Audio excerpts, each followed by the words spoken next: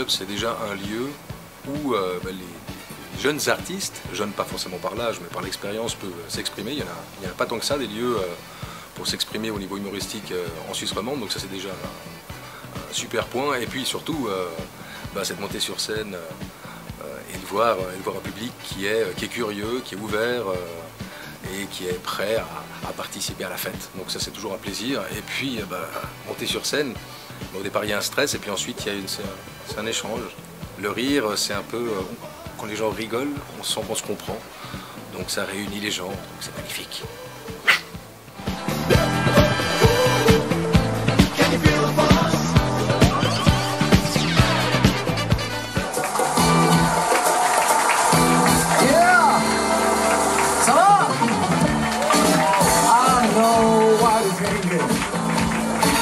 It's just a Swiss romantic love. If you like it, you're gonna enjoy it now. Now it's just a little more. I know you like to smile. I know you like to laugh.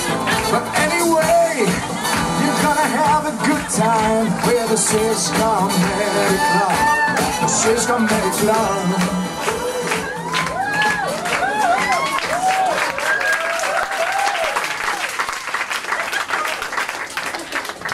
Ça marche toujours cette entrée.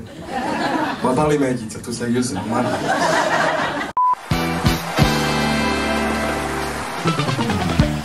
Avant de jouer, je suis rentré très vite parce que j'ai vu que c'était plein de monde. Ça me fout un peu la pression. Moi, je fais toujours la même chose. Il faut que j'ai le texte avec moi. Bon, il sert à rien parce que j'ai intérêt à le savoir, mais j'aime bien l'avoir avec moi. C'est un peu comme ça que je gère le stress. Mais avant de monter sur scène, je fais des petites respirations. Pourvu que ça aille bien, pourvu que ça aille bien. J'ai l'air décontracté, mais en fait, pas du tout. Il faut que je me défoule un petit peu. Et en disant, ça va aller. Ouais, ça va aller. Ouais, c'est ça. Ça va aller, ça va aller, ça va aller, ça va aller. Putain, le stress que j'ai. Voilà.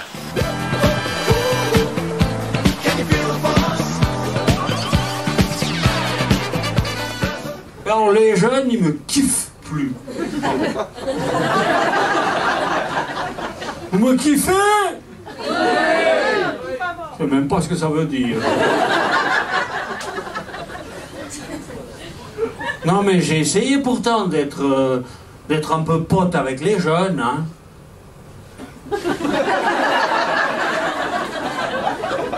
Comment tu t'appelles? Toujours Claire. Claire. Je peux être pote avec toi? Oui, comme ça je serai ton potager. Alors moi, quand je sors de scène, je suis complètement pété. Surtout quand ça marchait, j'arrive pas à me remettre. Putain, mais là, j'ai envie de bouffer tout le monde, de courir après toutes les filles, de me torcher la gueule, de faire waouh, c'est de l'adrénaline, la scène. Je crois que j'arrêterai jamais. Crever sur scène, voilà ce que j'aimerais. Waouh.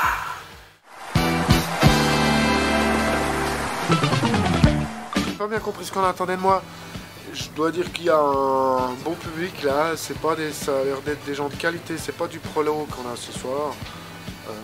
Donc il va falloir aller les chercher, il y a pas mal de lait de base, j'ai vu, hein, il y a du... Donc il va falloir donner le meilleur de nous-mêmes, se concentrer avant surtout, c'est important, c'est un petit peu difficile parce qu'il y a toute une... il y a tous les clowns là en train de...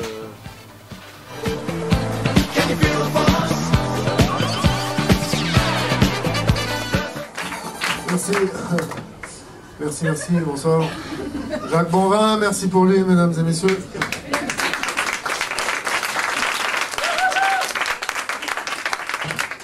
Jacques Bonvin qui a une trajectoire un peu particulière, donc c'est quelqu'un qui a commencé l'humour sur le tard, il avait une quarantaine d'années quand il a commencé l'humour, puis après il y a eu un coup d'arrêt dans sa carrière quand la Seconde Guerre mondiale a éclaté. C'est pas sympa, mais de toute façon je crois qu'il n'entend pas, donc... Voilà. Il me disait, oh Nat, tu fais un peu toujours les mêmes gags, tu devrais faire comme moi, régulièrement tu testes des nouveaux gags. Je lui disais, oh tu sais, tu verras, tu feras comme moi quand on aura des rigolos.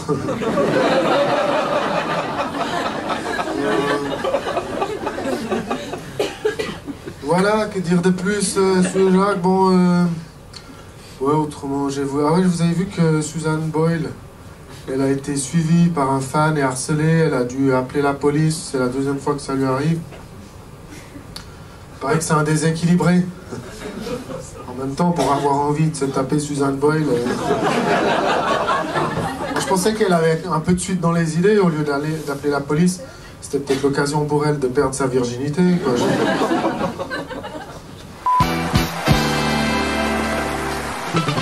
Super bien, on est 1 heure avant de jouer, on entend les gens qui arrivent gentiment, il y en a qui boivent des verres, tu vois, qui commencent déjà un petit peu à parler du spectacle, qu'est-ce qu'on va voir. Alors forcément, ça te ravit quand tu montes sur scène, mais en même temps, au fond, t'as bien les jetons quand même, ça faut l'avouer. Sur scène, tu souris, mais dans ton pantalon, c'est pas la même ambiance, hein. C'est toujours un peu de trac, mais je me réjouis de jouer, quoi.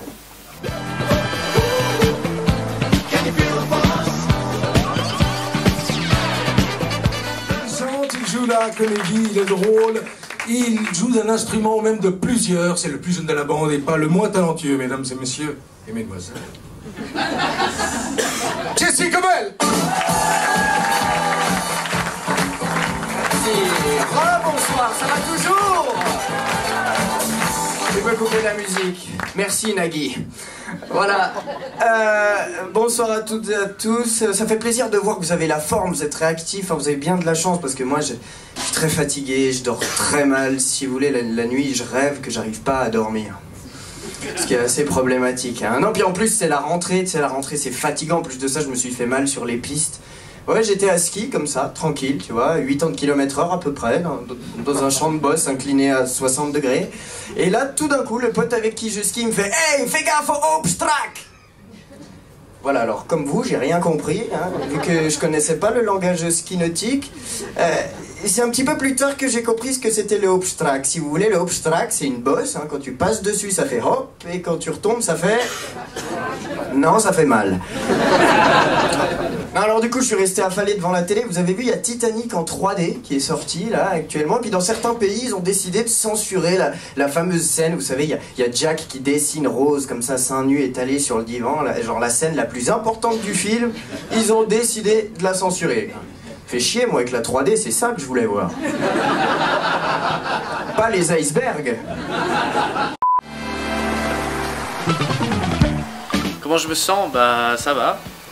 On a une bonne équipe, il y a l'académie, il y a les membres du Swiss Comedy Club, on se marre, on déconne, c'est vraiment une super ambiance, donc le stress on l'oublie un petit peu. Après il y a un petit peu de stress avant de monter sur scène, bon c'est léger vu qu'on sait qu'on a appris notre texte, ça va toujours bien. Après moi j'ai une autre source de stress, c'est que je fais des imitations.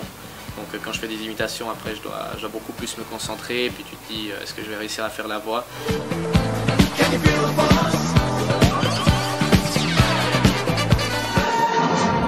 Mesdames, Messieurs, bonsoir. Bienvenue à cette édition du 20h. Nous allons recevoir plusieurs invités ce soir, dont pour parler des cheveux. Un grand débat ce soir. Donc, premier invité, il s'agit de Roger Federer. Roger Federer, bonsoir. Vous êtes le plus grand joueur de pub de l'histoire. Vous avez toujours des cheveux magnifiques. Comment faites-vous, monsieur Federer? Ouais, voilà, moi je pense il n'y a pas vraiment de... Il n'y a pas vraiment de secret pour avoir des beaux cheveux. En fait, moi, c'est très simple. Mirka me fait chaque semaine un shampoing avec du chocolat Lindt et Sprungly. Et ça marche vraiment, c'est vraiment super, quoi. Monsieur Federer, je réagis par rapport à ce que vous avez dit. Pourquoi du Lindt et Sprungly? Pourquoi pas du Milka, étant donné que vous avez la mascotte à portée de main? Non, c'est vrai ce qu'il dit, hein, c'est une vache. Oui, non, on a essayé sur Rafael Nadal et le résultat est peut-être catastrophique, donc moi je déconseille franchement, gardez le Lindt et Sprungly. Monsieur Federer, merci. Donc on va rejoindre Rafael Nadal pour voir comment vont ses cheveux. Rafael Nadal, bonsoir. Comment vont vos cheveux?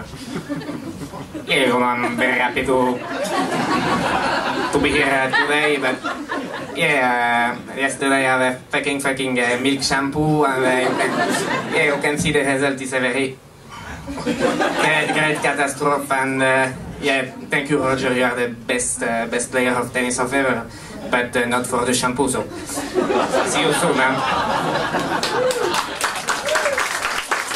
Trop de la balle. C'était cool, je me suis bien amusé, j'ai pris beaucoup de plaisir à le faire. Après, il y a des autres humoristes qui sont là, qui nous regardent, qui nous donnent 2-3 conseils, donc c'est super cool, un public formidable, donc que dire de plus à part... Waouh! Bonsoir, bon, comment je me sens? Plutôt bien. Mais bon, ça commence à être l'heure fatidique, genre une demi-heure avant, donc moi j'essaie de me détendre un peu en déconnant, parce que ça prend beaucoup de temps. Pour moi, les 30 dernières minutes, elles sont très longues, donc j'essaie un peu de faire le vide en me marrant avec les autres, et puis voilà, j'attends juste de monter sur scène où j'ai un peu plus de pêche, et puis après je vois pas le temps passer. Et s'il y a 2-3 charmantes, c'est encore mieux. Voilà.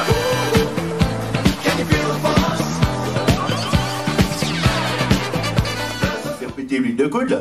Je fais quoi? Bah dis donc, faut faire de l'huile de coude pour travailler. Moi je fais comment ça?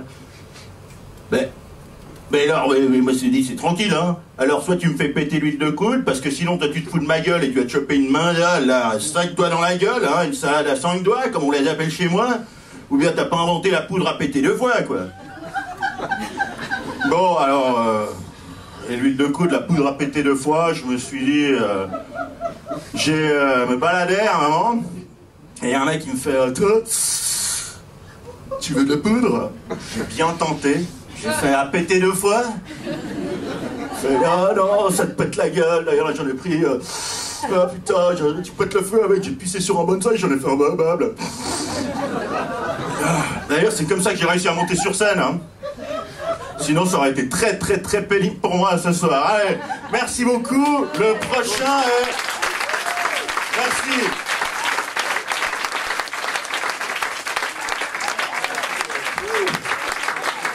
Il a chaud et pourtant il vient du sud, hein.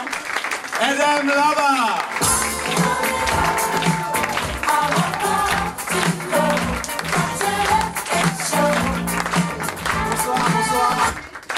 Bon, je crois qu'on avait testé une nouvelle formation sur le terrain avec les gars, donc bon, il fallait être peut-être un peu plus énergique. On a vu ce qui marchait, ce qui marchait pas. L'attaque du début aurait été un peu plus perforante. Bon, on avait des nouveaux ailiers qui étaient, comme je vous ai dit, nouvelle formation. Donc on travaillera sur tous les coups francs à l'entraînement, puis on verra ce que ça donnera, quoi. Alors comment je fais pour gérer mon stress? Regardez ça. À vrai dire, je le gère pas du tout. Non, à la fin du show, je pourrais même prendre mon t-shirt et l'essorer et boire la transpiration comme le fait Bear Grylls dans Seul face à la nature.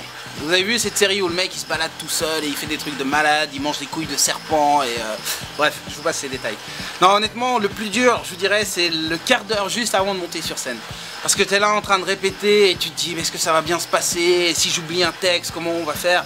Et forcément, t'oublies ton texte, quoi. Donc le plus simple, c'est de ne penser à rien. Et ce que j'adore faire, ce qui me détend le plus, c'est d'aller emmerder ceux qui sont en train de se concentrer. Par exemple, t'es là en train de répéter ton texte et moi j'arrive et je fais... Et c'est la meilleure... Merci à Edem Wiesel et son intervention. C'est la meilleure des manières. Donc si vous avez du stress, faites comme moi.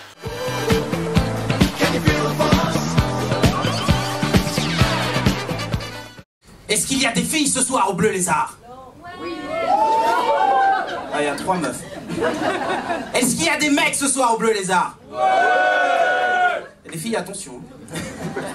Non, ça me fait plaisir d'être là au Bleu Lézard. Et vous n'êtes pas sans savoir que le Bleu Lézard est aussi une boîte de nuit. Et j'adore les boîtes de nuit, c'est cool les boîtes. Surtout quand j'arrive à rentrer. Et ce que j'aime le plus dans les boîtes de nuit, c'est voir les gens danser. Et particulièrement les filles. Ah, mesdames. Entre celles qui se croient dans un clip de Shakira sur MTV, ah Mina, et celles qui n'ont pas la télé, niveau danse, il y a un grand écart. Et ce qui me fascine le plus, c'est les filles qui vont en boîte de nuit avec des talons comac pour danser sur un podium. Et vous voulez mourir, c'est pas un plongeoir, hein. Si vous voulez noyer votre chagrin, faites comme tout le monde, buvez. J'ai vu 2 copines se faire la gueule toute la soirée parce que l'une des 2 ne voulait pas monter sur le podium avec l'autre, sous prétexte que sa jupe était trop courte. L'amitié n'est plus ce qu'elle était. Hein. Et l'embrouille que c'était. De toute la soirée, elles n'ont pas été une seule fois aux toilettes ensemble. Vous avez la rancune tenace, mesdames. Et des fois, vous êtes tenace dans la rancune. Mais par contre, quand vous êtes sur un podium, alors là, vous donnez tout. Hein. C'est danse ou crève. D'ailleurs, quelquefois, ça sent le crever. Mais je vous rassure, vous n'êtes pas pire que nous, les hommes. Enfin, pas toutes. Entre ceux qui se croient dans un clip de Michael Jackson sur MTV... Oh, I'm bad. Et ceux qui n'ont pas la télé, niveau danse, il n'y a pas d'écart. Mais c'est parce que nous, les mecs, on a un truc magique qui nous permet de nous sortir de n'importe quelle situation. Qu'il y ait du hip-hop, du rock ou de la techno, on danse tous le mien.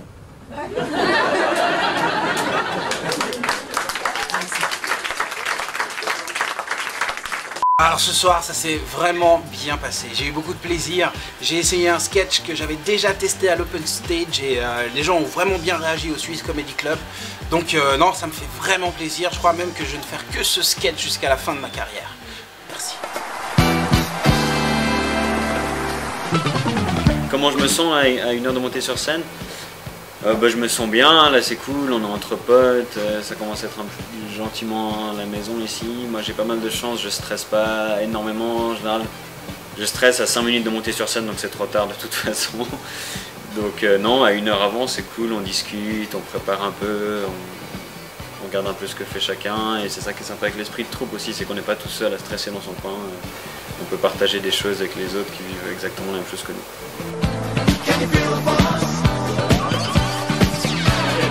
Et je vous demande d'accueillir comme il se doit Thomas Wiesel.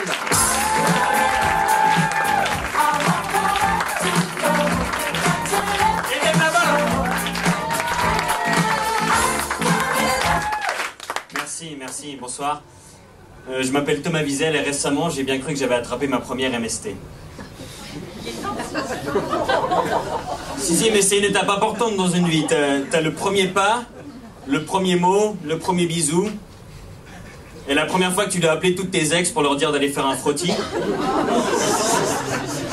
Bon, moi, heureusement, c'était le contraire, hein, parce que une MST, c'est comme le permis, les jolies filles l'ont plus facilement. Donc moi c'est une fille qui m'a appelé, justement.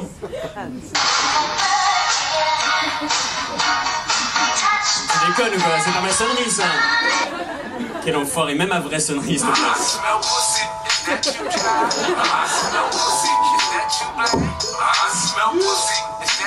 Allô? Salut Thomas, ça va? Ça va et toi? C'est dans la poche. Oui, ça va. Écoute, je t'appelle parce que tu voudrais réserver un nouvel aller simple pour le 7e ciel. Ça me vient comme ça, je suis un poète. Écoute, non, pas du tout. En fait, je t'appelle parce que ton mec actuel te satisfait pas assez, t'aimerais que je le coach un petit peu. Ouais, moi, je suis comme ça, je suis généreux.